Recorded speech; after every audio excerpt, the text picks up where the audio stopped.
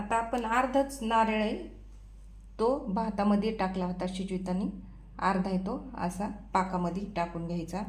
त्यामुळे काय होतं, हा कच्चा नारळ आहे ना त्याची पण चव छान लागते।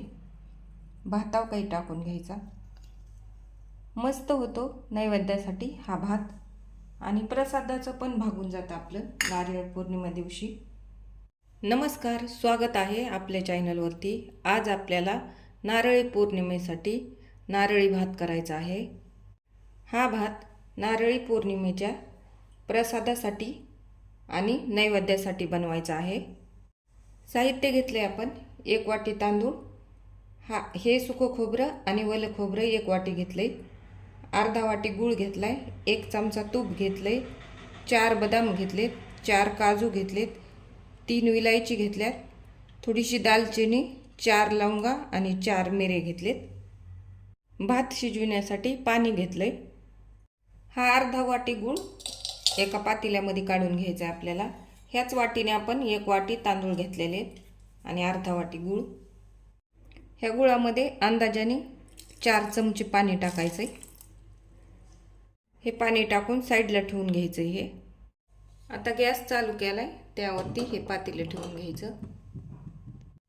पातेलं गरम झालं की त्यामध्ये तूप टाकून घ्यायचं। तुपामध्ये हे घेतलेले काजू ते टाकून घ्यायचे। फुटी करून घेतल्यात काजूच्या मी। काजूचा रंग बदलाले की काढून घ्यायचे।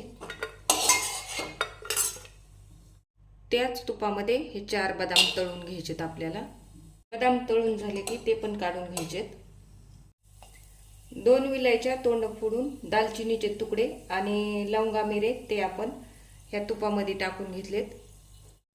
आता त्याच तुपामध्ये हे 2 वाट्या पाणी टाकून घ्यायचंय। हा घेतलेला खोबऱ्याचा खीस लगेचच ह्या पाण्यामध्ये टाकून घ्यायचा आहे।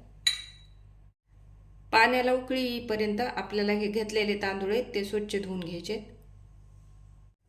हे पाण्याला उकळी आली, आता आपण तांदूळ पण स्वच्छ धुवून घेतले।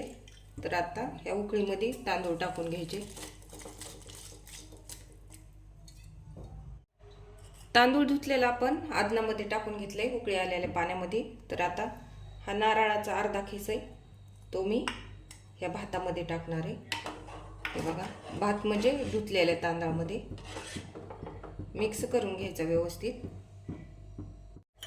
मग अशी जी 2 विलायच्या फोडून टाकल्या होत्या ना त्याच्यामधल्या बिया जे काढून घेतली होत्या ना त्या बारीक करून घेतल्या, त्या लगेचच टाकून घ्यायच्या भात शिजायच्या अगोदर। आता एक वेळेस आणखीन मिक्स करून घ्यायचं असं व्यवस्थित आणि कमी गॅसवर छान भात शिजवून घ्यायचा आपल्याला। सुरुवातीला आपण जो गूळ पाण्यामध्ये टाकून ठेवला होता, आता ह्याचा पाक करून घ्यायचा आपल्याला। आता भातातलं पाणी आटत आलंय, हे पहा आटले, उगं थोडंसं वल्लाय। तर ह्या वेळेस काय करायचं, हे घेतलेले काजू आणि बदाम आहेत ना ते टाकून घेते, कारण ह्या टायमाला काजू बदाम टाकले तर ते थोडे मऊ होते, कुरकुरीत राहत नाही। मिक्स करून घ्यायचं व्यवस्थित आणि भात असा झाकून ठेवायचा। घेतलेल्या 3 विलायच्या मधल्या 2 विलायच्या भातात टाकल्या होत्या आणि 1 विलायची तशीच साईडला ठेवली होती, तर ती मी बारीक करून घेतली। आता ही आपल्याला जो पाक करायला ठेवलाय ना त्याच्यामध्ये टाकायची।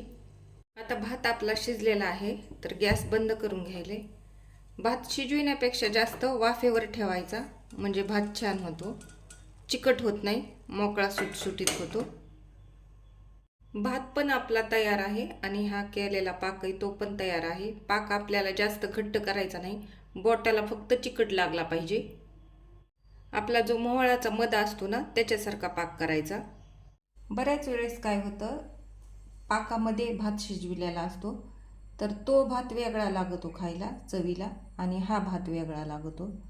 हे पहा, पाक असा साईडने ओतून घ्यायचा आणि वरतून काही ओतून घ्यायचा, त्यामुळं भात खूप छान लागतो आणि नैवेद्य प्रसाद खायला पण छान असला तर चांगलं वाटतं आपल्याला पण। तयार आहे आपला नारळी पौर्णिमेच्या नैवेद्याचा नारळी भात। नक्की ट्राय करा। व्हिडिओ आवडल्यास लाईक करा, शेअर करा, सबस्क्राईब करा, कमेंट करा आणि बेल वाजवायला विसरू नका। थँक्यू।